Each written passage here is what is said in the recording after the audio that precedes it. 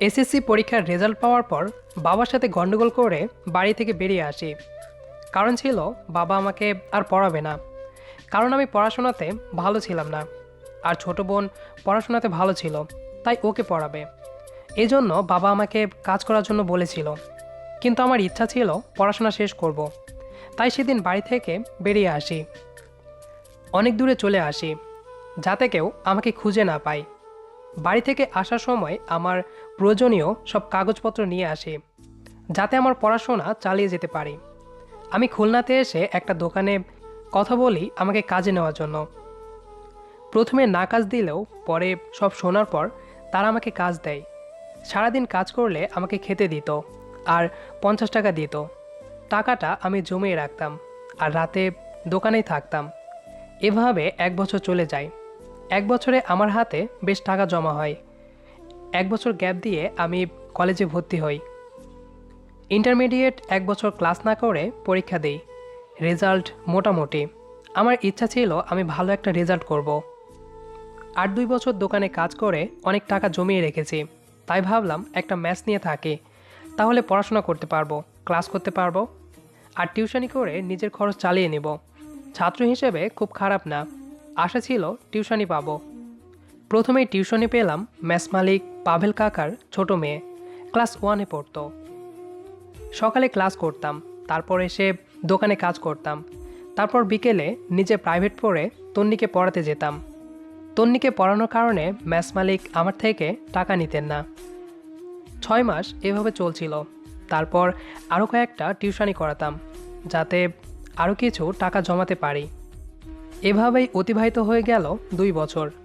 এখন আমি মোটামুটি বেশ সচ্ছল, বেশ কিছু টাকা জমিয়ে ফেলেছি। পড়াশোনা শেষ হলে নিজে একটা ব্যবসা শুরু করব। বাড়িতে ফিরে যাব না।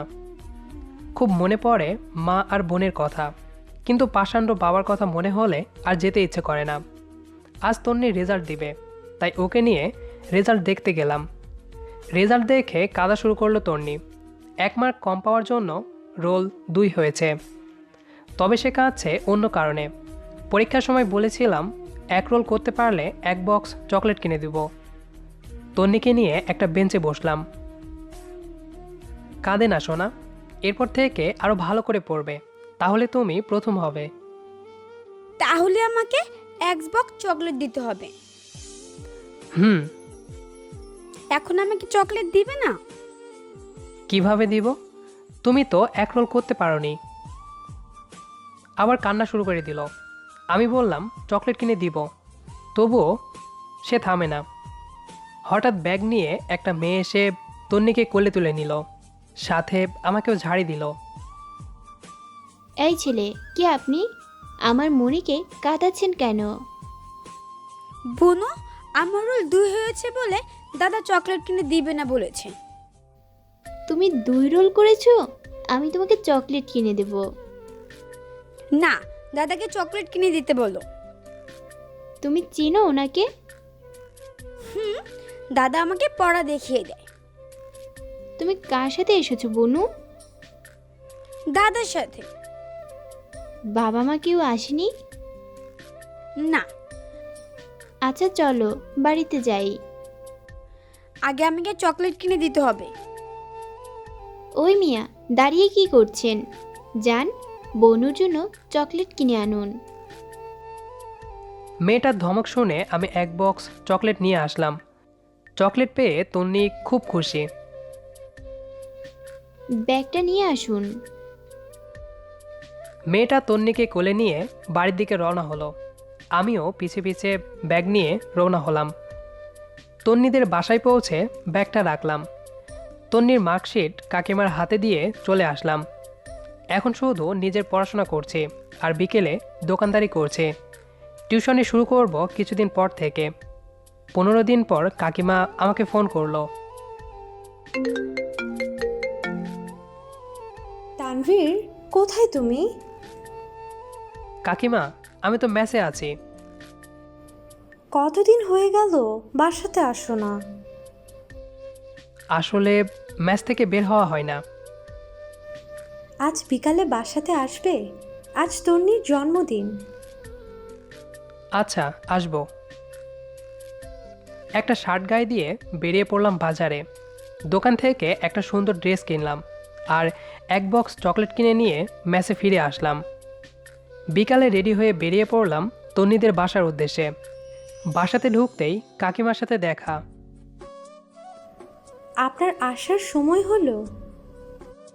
দেরি করে ফেললাম বুঝি? যাও, বাসাটা সাজানো শুরু করো। এত বড় বাসা আমি একা সাজাবো কিভাবে? তাহলে অরণিকে সাথে নাও। অর্নিকে? সেদিন যার ব্যাগ টেনে নিয়ে আসলে। ওহ, ওনাকে তো আমি চিনি না। অরণি হলো তন্নির কাকাতো বোন। দাঁড়াও, আমি ওকে ডাক দেই। অরণি, এই অরণি, হ্যাঁ কাকি, এইদিকে আয়। বলো কি হয়েছে? তুই চয়নের সাথে বাসাটা সাজানো শুরু কর। বলেই কাকিমা চলে গেল। আমি ভাবছি একটা অপরিচিত মেয়ের সাথে এই বাসা সাজাবো। এমনিতেই মেয়েদের সাথে কথা বলতে গেলে আমার জড়তা কাজ করে। এই ছেলে, কি ভাবছেন? না, কিছু না, চলুন কাজ শুরু করি। আচ্ছা। অতঃপর দুজনে মিলে একসাথে বাসাটা সাজালাম। কথায় জানতে পারলাম মেয়েটা এসএসসি পরীক্ষা শেষ করে এখানে এসেছে। বাবা নেই, তন্নির বাবা ওদের খরচ বহন করে। ওদের ভেতর সম্পর্ক খুব ভালো। বিকালে তন্নিদের কিছু আত্মীয় স্বজন আসলো। সবাই আমার অপরিচিত, তাই চুপচাপ দাঁড়িয়ে আছি। অপেক্ষা করেছিলাম কেক কাটা পর্যন্ত। কেক কাটা হলে চলে যাব। হঠাৎ পাশে এসে দাঁড়ালো অর্নি। কি মশাই, এমন চুপচাপ দাঁড়িয়ে আছেন কেন? কি করব, সবাই তো অপরিচিত। আমি আপনি মোটামুটি পরিচিত। পুরোপুরি পরিচিত হতে হলে কি করতে হবে? কিছুদিন একসাথে মেলামেশা করতে হবে। ওকে, আসুন, তন্নির কেক কাটা হবে। চলুন। সবাই উপস্থিত হলে তন্নি কেক কাটলো। আমি গিফট দিলাম তন্নির হাতে, সাথে একটু কেক খাইয়ে দিলাম। আমাকেও খাইয়ে দিন। আপনার তো আজ জন্মদিন না। তবুও দিতে হবে। ওকে, নিন, হা করুন। অর্নি হা করলে আমি ওর মুখে কেক মাখিয়ে দিয়ে চলে আসলাম। তারপর কাকিমার কাছে গেলাম। কাকিমা, আমি চলে যাচ্ছি। একটু পরে যাও, খাওয়া দাওয়া করে যেও। না কাকিমা, পরে গেলে মেসের গেট বন্ধ হয়ে যাবে। তোর কাকা মেসে ফোন করে দিবে। না কাকিমা, আজ থাক, একটু পড়াশোনা করতে হবে, সামনে পরীক্ষা। তাহলে দাঁড়াও, টিফিন করে দেই, রাতে খেয়ে নিও। আচ্ছা। কাকিমার আসার জন্য অপেক্ষা করছিলাম। পেছন থেকে কে যেন টোকা দিল। পেছনে ঘুরে দেখি অর্নি। ওই শয়তান ছেলে, মুখে কেক মেখে দিলেন কেন? সরি, আমি বুঝতে পারিনি আপনি রাগ করবেন। আমি একটু মজা করছিলাম। আমি কখন বললাম রাগ করেছি? না, বলেননি, কথা শুনে মনে হলো। খুব ভালো, কাল আসবেন আবার? না। আবার কবে আসবেন? সঠিক কোনো সময় নেই, আসতেও পারি, নাও আসতে পারি। ওহ। তানভীর, এই নাও। আচ্ছা কাকিমা, আসি তাহলে। কাকিমাকে বলে বাসা থেকে বেরিয়ে আসলাম। মেসে ফিরে একটু পড়তে বসলাম। পড়া শেষ করে খাওয়া দাওয়া করে নিলাম। নিজের বেডে শুয়ে ভাবছি অর্নি মেয়েটার কথা। একদিনেই কেমন মায়াতে পড়ে গেছি, খুব মিশুক স্বভাবের। এইসব ভাবতে ভাবতে ঘুমিয়ে পড়লাম। সকালে ঘুম থেকে উঠে ম্যাচের সামনে ঘোরাঘুরি করছি। তন্নিকে ভেতরে আসতে দেখলাম, স্কুল ড্রেস পরে ব্যাগ ঘাড়ে করে আসছে। সোনামণি, তুমি এখানে? সাথে কেউ আসেনি? হ্যাঁ, দিদি এসেছে। তুমি চলো আমার সাথে। কোথায়? আমাকে স্কুলে দিয়ে আসবে। দিদি আছে তো তোমার সাথে। তাতে কি, তুমিও চলো। তুমি একটু দাঁড়াও, আমি আসছি। আচ্ছা। আমি রুমে এসে রেডি হলাম। তারপর তন্নিকে নিয়ে কলেজে গেলাম। তন্নি ওর ক্লাসে চলে গেল, আর অর্নি আমার সাথে দাঁড়িয়ে রইল। মহাশয় চলেন, আমরা একটু ঘুরে আসি। চলুন। আমরা দুজন সামনে হাঁটতে লাগলাম। আপনার বাড়ি কোথায়? আমার বাড়ি আছে, আবার নেই। মানে? আপনাকে বুঝতে হবে না। না, আমাকে বুঝিয়ে বলেন। ওকে, সবটা বললাম অর্নিকে। খুব কষ্ট করেছেন আপনি। সামনে অবশ্যই ভালো কিছু অপেক্ষা করছে আপনার জন্য। হয়তো। আচ্ছা, প্রেম টেম করেন? না, ওইসব নিয়ে ভাবার সময় নেই। সব সময় নিজের ক্যারিয়ার নিয়ে ভাবি। এত ভাবলে পাগল হয়ে যাবেন। হলে হব। আচ্ছা, নাম্বার পেতে পারি? কিন্তু কেন নাম্বার নেবেন সেটা বলতে হবে। বন্ধু হিসেবে? ওকে। অতপর নাম্বার আদান প্রদান করে আবার তন্নির স্কুলে চলে আসলাম। তন্নিকে নিয়ে ফিরে আসলাম। এরপর থেকে আমার আর অর্নির কথা বলা শুরু হয়। মাঝে মাঝেই অর্নি আসতো তন্নিদের বাসায়। আমরা দুজন তখন দেখা করতাম। এর মাঝে পরীক্ষা শেষ করে আমি অনার্স ভর্তি হলাম। ইন্টারমিডিয়েট রেজাল্ট যা চেয়েছিলাম তার থেকে ভালো হয়েছিল। অনার্স প্রথম বর্ষ শেষ করে দ্বিতীয় বর্ষে উঠলাম। তার কয়েক মাস পর অর্নি যখন এইচএসসি পরীক্ষা শেষ করে তন্নিদের বাসায় আসলো, তখন আমরা আবার পার্কে মিট করলাম। পরীক্ষা কেমন হলো আপনার? হয়েছে মোটামুটি। মোটামুটি কেন? আমি কি তোমার মতো ভালো নাকি? আমি বুঝি ভালো ছিলাম? চেষ্টা করেছি তাই ভালো হয়েছে। আমিও চেষ্টা করেছি। ভাবছি তোমার সাথে আর কখনো কথা বলবো না। কেন, কি হয়েছে? এত কথা বললে তোমার প্রেমে পড়ে যাব। পড়লে পড়বে, তাতে কি সমস্যা? তুমি তো ছোট, আমাকে ধরে রাখতে পারবে না। আগে পড়ো, তারপর দেখবা পারি কি না। এখন পড়ব? হুম।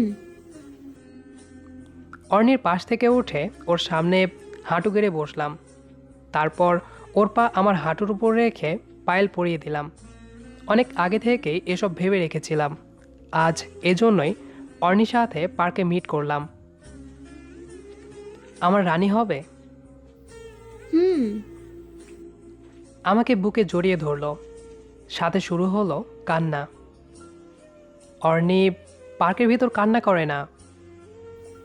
আমার সাথে থাকবি সারা জীবন? তুমি যদি চাও। আমি কখনো হারাতে চাই না তোমাকে। কথা দিলাম, কখনো হারাতে দিব না পাগলি। আমার পাগল। পাগলের পাগলি। শুরু হলো আমাদের প্রেম কাহিনী। কথা বলা, মাঝে মাঝে দেখা করা, এভাবেই চলছিল। কোনো রকম সমস্যা ছিল না আমার লাইফে। শুধু একটা অভাব ছিল, সেইটা আমার পরিবার। আমার এক বন্ধুর মাধ্যমে মাঝে মাঝে মাকে ভিডিও কলে দেখতাম, তাও মায়ের অজান্তেই। দেখতে দেখতে কয়েক বছর পার করে ফেলেছি।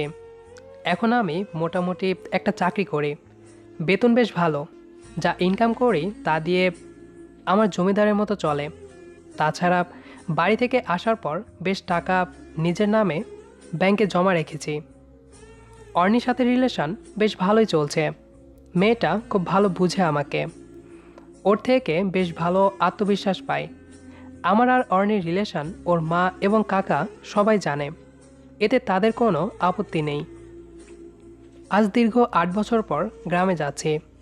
অর্নি আমার বাইকের পেছনে বসে আছে। বসের বিয়ে উপলক্ষে যাচ্ছি।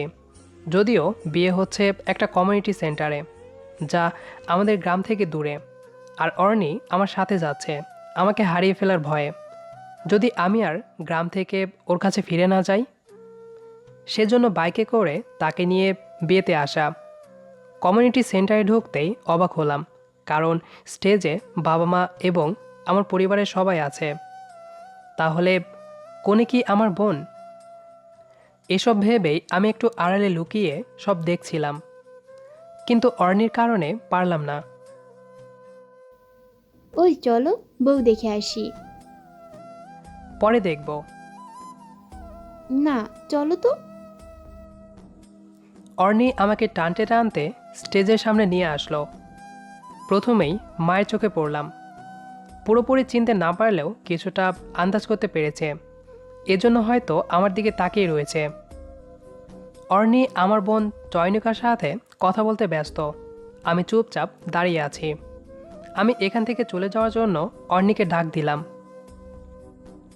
অর্নি, এদিকে আসো। আসছি, দাঁড়াও। আমার কথা শুনে বোন এবার আমার দিকে তাকালো। মা আমার কাছে আসলো। আমি চুপচাপ দাঁড়িয়ে রইলাম। এখনো মায়ের সাথে কথা বলবি না? এবার আর পারলাম না। মাকে জড়িয়ে ধরে কেঁদে ফেললাম। বোনে এসে আমাকে জড়িয়ে ধরে কেঁদে ফেলল। উপস্থিত সবাই একটু জিজ্ঞাসা দৃষ্টিতে তাকিয়ে আছে। বাবা সবাইকে বললেন যে আমি তার ছেলে। আমাকে বুকে জড়িয়ে ধরল। আমার পাশে একটু ভয়ার্থ দৃষ্টিতে তাকিয়ে আছে অর্নি। অর্নি, এখানে আসো। হুম। মেয়েটা কে রে? মা, আমরা একে অপরকে ভালোবাসি। তাই? তাহলে তো তোদের বিয়ের ব্যবস্থা করতে হয়। এই যে মা, আমার কাছে আসো। জি। আমার ছেলেটাকে ভালোবাসো? অর্নি লজ্জায় মুখ নামিয়ে নিল। লজ্জা পেতে হবে না, এইবার আমার ছেলেটার বিয়েটাও দিতে হবে। অর্নি আমার দিকে তাকিয়ে চোখ টিপ দিল। অতঃপর আমি সব কিছু ফিরে পেলাম। আমার পরিবার, ভালোবাসা, ক্যারিয়ার, এখন সব কিছু আমার আছে, যেমন আমি চেয়েছিলাম। শুধু অপেক্ষা একটা সুখের সংসার গড়ে তোলার, যেখানে কোনো কিছুর অভাব থাকবে না। গল্পটি আপনাদের কাছে কেমন লেগেছে সেটি অবশ্যই কমেন্ট করে জানাবেন। আর নিয়মিত এরকম ভালোবাসার গল্প পেতে আমাদের চ্যানেলটি সাবস্ক্রাইব করে আমাদের সাথেই থাকবেন। আর হ্যাঁ, ভিডিওটি যদি ভালো লেগে থাকে তাহলে অবশ্যই একটি লাইক দিবেন। আর যদি পারেন তো বন্ধুদের সাথে শেয়ার করে দিয়েন। ধন্যবাদ সবাইকে।